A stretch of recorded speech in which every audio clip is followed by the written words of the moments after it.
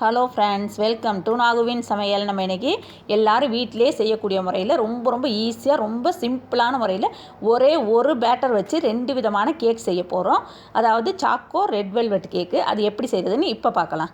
இப்போ இந்த மாதிரி ஒரு க்ளீனான ஒரு பவுல் எடுத்து வச்சுருக்கேன். அது மேலே ஒரு சல்லடை வச்சுக்கிறேன். இதில் இப்போ 1 கப் அளவுக்கு மைதா மாவு எடுத்து வச்சுருக்கேன். அந்த மைதா மாவு வந்து சேர்த்துடலாம். அப்புறம் 1 டீஸ்பூன் அளவுக்கு பேக்கிங் பவுட்ரு சேர்க்குறேன். 1/4 டீஸ்பூன் பேக்கிங் சோடா சேர்க்குறேன். 1 டீஸ்பூன் அளவுக்கு கொக்கோ பவுட்ரு சேர்க்குறேன். 1/4 டீஸ்பூனோட ரொம்ப கம்மியாக, அதாவது 1 பிஞ்ச் அளவுக்கு உப்பு சேர்த்துக்கோங்க. இப்போ இது எல்லாத்தையும் சேர்த்துட்டு நல்லா நம்ம வந்து 3 தடவை சலித்து எடுத்துக்கணும். அப்படி இல்லைன்னா 1 தடவை சலிச்சுட்டு நல்லா மிக்ஸ் பண்ணிக்கோங்க. ஒரு தடவை சலிக்கிறத விட நம்ம 3 தடவை சலிக்கிறது தான் நல்லது. நான் வந்து இன்றைக்கி 3 தடவை தான் சலிக்க போகிறேன்.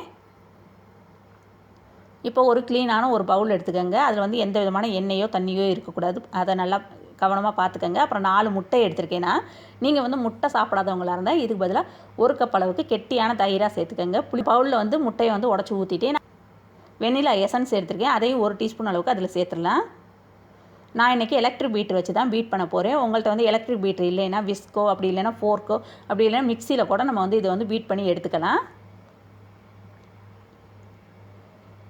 ஃபஸ்ட்டு எடுத்தோடனே ஹை ஸ்பீடுக்கு போயிடாதீங்க. மீடியம் ஸ்பீடில் வச்சு கொஞ்சம் நுர வர்ற அளவுக்கு இந்த முட்டையை வந்து நம்ம பீட் பண்ணி எடுத்துக்கணும். இப்போ பாருங்கள், நல்லா நுர வந்துருச்சு. இந்த நேரத்தில் 1 கப் அளவுக்கு பவுட்ரு பண்ண ஜீனியை வந்து நல்லா சலிச்சுட்டு அளந்து எடுத்துருக்கேன். இப்போ ஜீனி போட்டதுக்கப்புறம் ஹை ஸ்பீடில் மாற்றிக்கங்க. பிளெண்டரை நல்லா ஹை ஸ்பீடில் மாற்றிட்டு நல்லா பீட் பண்ணி எடுக்கணும். அதோட கலர் பார்த்திங்கன்னா கொஞ்சம் லைட் கலராக நல்லா சேஞ்ச் ஆகி வரும். அதை பார்த்தாலே நம்மளுக்கு தெரியும். அந்தளவுக்கு நல்லா ஃப்ளஃபியாக வந்ததுக்கப்புறம் நம்ம வந்து அமர்த்திடலாம். இப்போ இது வந்து மொத்தத்தில் எனக்கு 5லேருந்து 6 நிமிஷம் ஆச்சு பீட் பண்ணுறதுக்கு. இப்போ பாருங்கள் எந்த அளவுக்கு நல்லா க்ரீமியாக வந்திருக்குன்னுட்டு. இப்போ ஓரத்தில் இருக்கிறதெல்லாம் இந்த மாதிரி ஸ்பேச்சுலா வச்சு வலிச்சு விட்டுக்கோங்க. இப்போ நம்ம சலிச்சு வச்சுருக்கோம்ல அந்த ட்ரை இன்க்ரீடியன்ட்ஸ் எல்லாம் கொஞ்சம் கொஞ்சமாக போட்டுட்டு மிக்ஸ் பண்ணணும். ஒரேடியாக கொட்டிடக்கூடாது. ஒரு 4-5 தடவை போட்டு மிக்ஸ் பண்ணணும். நான் வந்து இன்றைக்கி விஸ்க்கு தான் யூஸ் பண்ணுறேன். நீங்கள் வந்து ஸ்பேச்சுலா யூஸ் பண்ணிங்கனாக்க நீங்கள் அதுவை கட் அண்ட் ஃபோல்டு மெத்தடில் பண்ணுங்கள். இந்த நேரத்தில் 150 டிகிரிக்கு 10 நிமிஷம் வந்து ப்ரீஹீட் பண்ணிகிட்டு இருக்கேன் அவனை. நான் அவனில் தான் செய்ய போகிறேன் இன்றைக்கி இந்த கேக்கை. நீங்கள் வந்து அவன் இல்லைனாக்க குக்கர்லேயே, அப்படி இல்லைன்னா கடாயிலே கூட நம்ம சேனலில் வந்து நிறைய கேக் வந்து அப்லோட் பண்ணியிருக்கு. தெரியாதவங்களுக்கு அதோட லிங்க்கும் கொடுக்குறேன். அது மாதிரி செஞ்சு பாருங்கள். இப்போ ஓரத்தில் இருக்க அந்த மாவெல்லாம் வெள்ளையாக அங்கங்கே ஒட்டி இருக்குல்ல, அதெல்லாம் நம்ம வந்து வலிச்சு விட்டுட்டு செய்யணும். அப்போ தான் கட்டி இல்லாமல் வரும் கேக்கு. இல்லைன்னா அங்கங்கே கட்டியாக இருக்கும். ஓரத்தில் இருக்கிறத வலிச்சு விட்டதுக்கப்புறம் இந்த மாதிரி நல்லா மிக்ஸ் பண்ணிக்கோங்க. ஓவர் மிக்ஸ் பண்ணாதீங்க. இப்போ நான் வந்து இன்னொரு பவுலும் எடுத்து வச்சுருக்கேன். இதில் வந்து கொஞ்சமாக மாவு சேர்த்துக்கலாம். அந்த பவுலில் வந்து 2 மடங்கு இருக்குது. இதில் வந்து 1 மடங்கு தான் இருக்குது. இது எதுக்காகனா ரெட் வெல்வெட் கேக் வந்து 1 தான் செய்ய போகிறோம். அதுக்காக தான் இந்த கொஞ்சமாக மாவு எடுத்திருக்கேன். அது சாக்லேட் கேக் வந்து 2 மடங்கு செய்கிறதுனால அதில் வந்து கொஞ்சம் கூடுதலாக இருக்குது மாவு. அதையும் பார்த்துக்கோங்க. இப்போ கொஞ்சமாக மாவு எடுத்துருக்கோம்ல ரெட் வெல்வெட் கேக்குக்கு, அதில் வந்து 1/2 டீஸ்பூன் அளவுக்கு வினிகர் சேர்க்குறேன். நீங்கள் வந்து வினிகர் இல்லைனாக்க இதுக்கு பதிலாக எலுமிச்சம்பழத்தோட சாறு கூட சேர்த்துக்கலாம். அப்புறம் ரெட் கலர் எடுத்திருக்கேன், ஃபுட் கலரு. இதுவே அதோட கொஞ்சமாக சேர்த்துக்கலாம். சேர்த்துட்டு நல்லா மிக்ஸ் பண்ணிக்கோங்க. இப்போ பாருங்கள் நல்லா மிக்ஸ் ஆயிடுச்சு. இந்த மாதிரி எல்லாம் ஒன்று சேர மிக்ஸ் பண்ணிக்கணும். ஓரத்தில் இருக்கிறத வலிச்சு விட்டுட்டு மிக்ஸ் பண்ணிக்கோங்க ஒரே ஒரு தடவை.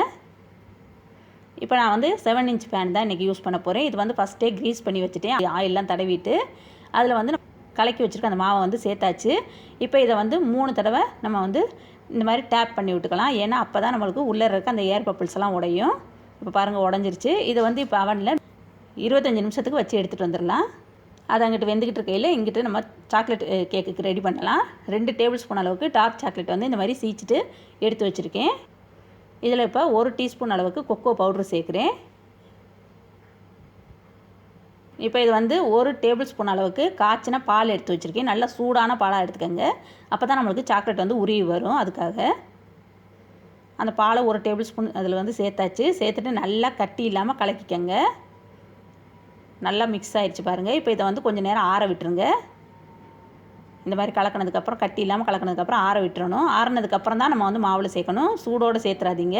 இப்போ அதை வந்து நல்லா ஆறிடுச்சு. நம்ம ரெடி பண்ணி வச்சுருக்கோம்ல ஏற்கனவே மாவு 2 மடங்கு, அது வந்து அதில் வந்து அந்த சாக்லேட் இது வந்து சேர்த்தாச்சு.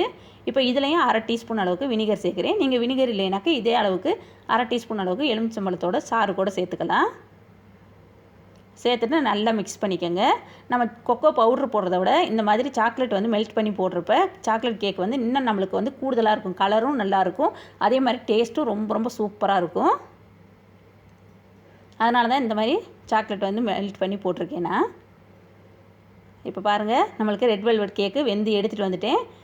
இது இப்போ நல்லா ஆறட்டும். ஆறினதுக்கப்புறம் வெளியில் எடுத்துடலாம். வெளியில் எடுத்தாச்சு பாருங்கள். ரொம்ப ரொம்ப சூப்பராக சாஃப்டாக நம்மளுக்கு ஈஸியாக ஒரே மாவு வச்சு 2 விதமான கேக் வந்து ரெடி ஆகுது. இப்போ அதே டின்னிலே நான் வந்து ஏற்கனவே போட்டிருந்தேன் அதே பட்டர் பேப்பர் தான் இதுக்கும் யூஸ் பண்ணுறேன். நீங்கள் வந்து வேறு பேப்பர் வேணும்னாலும் யூஸ் பண்ணிக்கலாம். இதையும் அவனில் வந்து 25லேருந்து 35 நிமிஷம் ஆச்சு எனக்கு வச்சு எடுத்துகிட்டு வந்துடலாம். இப்போ பாருங்கள், 1 கப் அளவுக்கு விப்பிங் க்ரீம் வந்து விப் பண்ணிக்கிட்டு இருக்கிறேன். இந்த விப்பிங் க்ரீம் வந்து எப்படி இது பண்ணுறது விப் பண்ணுறதுங்கிற வீடியோ வந்து ஏற்கனவே நம்ம சேனலில் வந்து அப்லோட் பண்ணியிருக்கு. தெரியாதவங்களுக்கு அதோட லிங்க்கும் வந்து கீழே டிஸ்கிரிப்ஷன் பாக்ஸில் கொடுக்குறேன். 1 கப் அளவுக்கு எடுத்திங்கன்னா கரெக்டாக இருக்கும் நம்மளுக்கு இது பண்ணுறதுக்கு, அப்ளை பண்ணுறதுக்கு. இப்போ கேக் வந்து வெந்துருச்சு. அதையும் வெளியில் எடுத்துகிட்டு வந்துட்டேன். சாக்லேட் கேக்கை இந்த மாதிரி 2 லேயராக வெட்டி எடுத்து வச்சுருக்கேன். ரெட் வெல்வெட் கேக்கு ஒரு லேயரு. மொத்தத்தில் இப்போ நம்மளுக்கு 3 கேக்கு ரெடியாக இருக்குது. இப்போ நான் வந்து சுகர் சிரப் வந்து ஏற்கனவே செஞ்சு ஃப்ரிட்ஜில் வச்சுருந்தேன். நல்ல ஜில்லுன்னு இருக்குது இப்போ அது. அதை வந்து சுகர் சிரப்பை வந்து இந்த மாதிரி மேலே வந்து கொஞ்சமாக ஊற்றி நம்ம வந்து ஒரு சைடு ஊற்றி வச்சிடலாம் எல்லா கேக்லேயுமே. அது கொஞ்சம் ஊறிட்டு இருக்கட்டும். இப்போ வந்து ஒரு கேக் போர்டு வந்து எடுத்து வச்சுருக்கேன். அதில் கொஞ்சமாக க்ரீம் வந்து அப்ளை பண்ணிக்கலாம். இப்போ அந்த விப்பிங் க்ரீமை வந்து இந்த மாதிரி பைப்பிங் பேக்கில் அடைச்சி வச்சுருக்கேன். லேசாக அந்த கேக் வந்து நழுவி போகாமல் இருக்கிறதுக்கு அந்த மாதிரி கேக் இது பண்ணிவிட்டு விப்பிங் க்ரீம் வச்சுட்டு நம்ம சுகர் சிரப் தடவின பக்கத்தை வந்து கீழே வச்சுருங்க. இப்போ மேலே வந்து சும்மா நார்மலான பக்கம் வச்சுட்டு அந்த சுகர் சிரப்பை அது மேலேயும் நல்லா தடவிக்கங்க. நல்ல ஈரமாகிறது வரையிலும் அது சுகர் சிரப் தடவிட்டு உடனே நம்ம வந்து க்ரீம் போட்டக்கூடாது. அது கொஞ்சம் உறிஞ்சட்டும். உறிஞ்சினதுக்கப்புறம் நம்ம வந்து க்ரீம் போடணும். ஏன்னா உடனே போட்டோம்னா நம்ம கேக் கட் பண்ணுறப்ப அதை வந்து நழுவிட்டு வந்துடும். அதுக்காக தான். இப்போ இந்த மாதிரி க்ரீம் வச்சுட்டு நான் வந்து ஐசிங் நைஃப் வச்சு இது பண்ணிவிட்டேன், அப்ளை பண்ணிவிட்டேன். இப்போ அடுத்தது ஃபஸ்ட்டு நம்ம வந்து சாக்லேட் ஃப்ளேவர் வச்சோம்ல, இப்போ ரெண்டாவது வந்து ரெட் வெல்வெட் கேக் வந்து அது மேலே வைக்கணும். நீங்கள் வந்து க்ரீம் போட்டதுக்கப்புறம் இதில் இடையில வேணாலும் சாக்லேட் வேணாலும் கிரேட் பண்ணி போடுறதுனா போட்டுக்கலாம். ஆனால் நான் இன்றைக்கி போடலை, சும்மா நார்மலாக க்ரீம் மட்டும்தான் தடவுறேன். இப்போ அதுக்கு மேலே வந்து சாக்லேட் கேக் வச்சுட்டு நான் வந்து எல்லாத்தையும் இப்போ வந்து கவர் பண்ணிவிட்டேன். இப்போ நம்மளுக்கு அப்படியே அங்கங்கே ஓட்டையாக தெரியுதுல, இதுக்கு என்ன பண்ணணுன்னாக்க நம்ம வந்து ஐசிங் நைஃபை வந்து நான் வந்து ஃபஸ்ட்டு ஒரு நார்மலான தண்ணியில் செஞ்சுட்டு இது பண்ணி பார்த்தேன். அது வந்து இன்னமும் ஓட்டையாட்டம் தான் வந்தது அந்த க்ரீமு. அதனால் கொஞ்சம் வெதுவெதுப்பான வெந்நீராட்டம் எடுத்துகிட்டு நீங்கள் என்ன பண்ணுங்கள், அந்த ஐசிங் நைஃபை வந்து அது உள்ளே நனைச்சிட்டு இந்த மாதிரி டிஷ்யூ பேப்பரை வச்சு தொடச்சிட்டு பண்ணினீங்கன்னா அப்படியே நம்மளுக்கு நல்லா ஸ்மூத்தாக வரும். இப்போ நான் அந்தளவுக்கு ரொம்ப ஒன்றும் இது ஐசிங் பண்ணலை, கொஞ்சம் அங்கங்கே அப்படி இதாக இருக்குது. ஏன்னா இது மேலே வந்து நம்ம வந்து சாக்லேட் கெனாஸ் ஊற்ற போகிறோம். அதனால் அப்படியே இருக்கட்டும். நம்ம இப்போ ரெடி பண்ணி வச்சுருக்க இந்த கேக்கை வந்து 1 மணி நேரம் வரையிலும், கிட்டத்தட்ட 1 மணி நேரம் நம்ம வந்து ஃப்ரிட்ஜில் வைக்கிறதுனாலும் வைக்கலாம். அப்படி இல்லைன்னா 10லேருந்து 20 நிமிஷம் வரையிலும் நம்ம வந்து ஃப்ரீசரில் வச்சு எடுத்துகிட்டு வந்துடலாம்.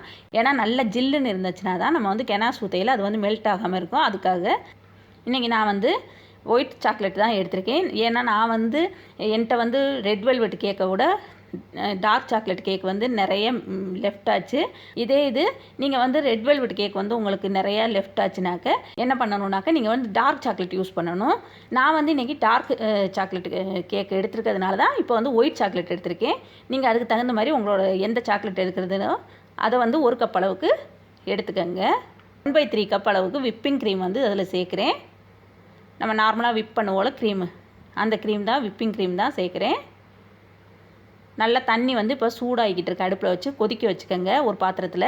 அதில் வந்து டபுள் பாயிலிங் மெத்தடில் தான் நம்ம வந்து இந்த சாக்லேட்டை வந்து மெல்ட் பண்ணணும்.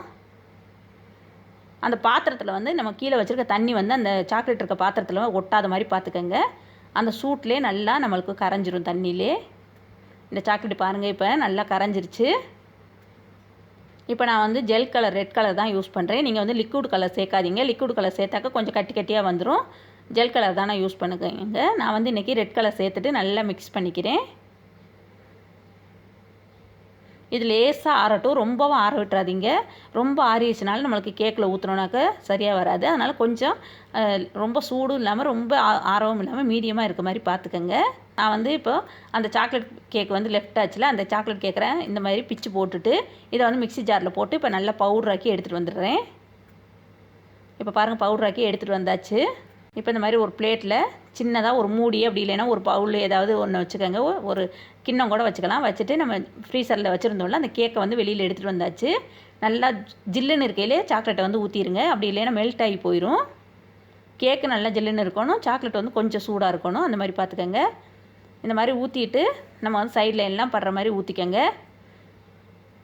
ஃபுல்லாக கவர் பண்ணிடணும். இந்த மாதிரி பண்ணின உடனே நீங்கள் என்ன பண்ணிடுங்க, உடனே தூக்கி உள்ளே வச்சுருங்க ஃப்ரிட்ஜுக்குள்ளே. நான் வந்து அது சுற்றியில் இருக்கிறதெல்லாம் வலித்து எடுக்கணும் அப்படின்னு சொல்கிறதுக்காக நான் வலிச்சிட்டே இருந்தேன். அது என்ன ஆயிடுச்சுன்னு பார்த்தீங்கன்னாக்கா எனக்கு ஒரு தப்பு நடந்து போயிடுச்சு.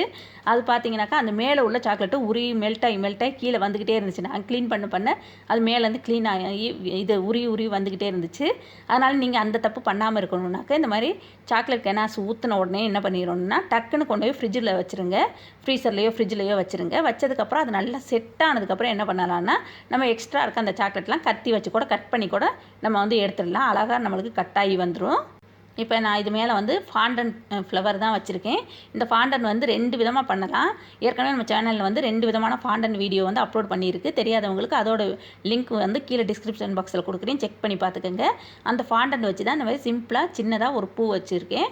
நீங்கள் இது க்ரீம் கூட வச்சுன்னு நம்ம வந்து டிசைன் போடுறதுனால போட்டுக்கலாம். அப்புறமா சின்னதாக முத்து வந்து எடுத்திருக்கேன். அந்த முத்துக்களை வந்து அப்படியே அங்கங்கே அழகுக்காக போட்டு விட்றேன். நீங்கள் இப்படி தான் டிசைன் போடணும்னு இல்லை, உங்கள் விருப்பத்துக்கு தகுந்த மாதிரி எப்படி வேணாலும் போட்டுக்கலாம்.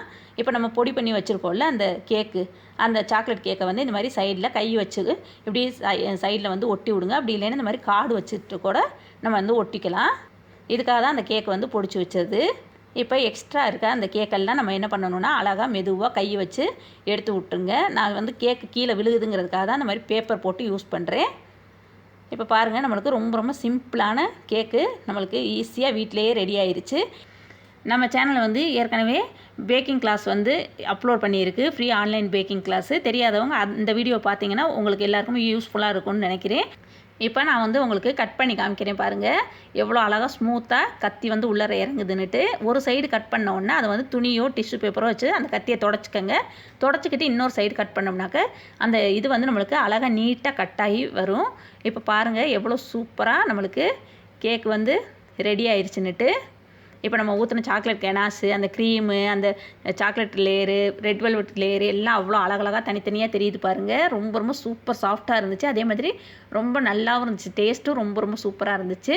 இந்த மாதிரி எல்லோரும் ஒரு தடவை ட்ரை பண்ணி பாருங்கள். உங்கள் வீட்டு குழந்தைங்களோட பர்த்டேக்கு, உங்கள் வீட்டில் உள்ள ஃபங்க்ஷனுக்கு எல்லாருக்கும் பிடிக்கும் இந்த வீடியோன்னு நினைக்கிறேன். யூஸ்ஃபுல்லாக இருக்கும்னு நினைக்கிறேன். பிடிச்சிச்சின்னா லைக் பண்ணுங்கள், ஷேர் பண்ணுங்கள், சப்ஸ்கிரைப் பண்ணுங்கள். கூடவே இருக்கிற பெல் ஐக்கானையும் கிளிக் பண்ணுங்கள். தேங்க்யூ.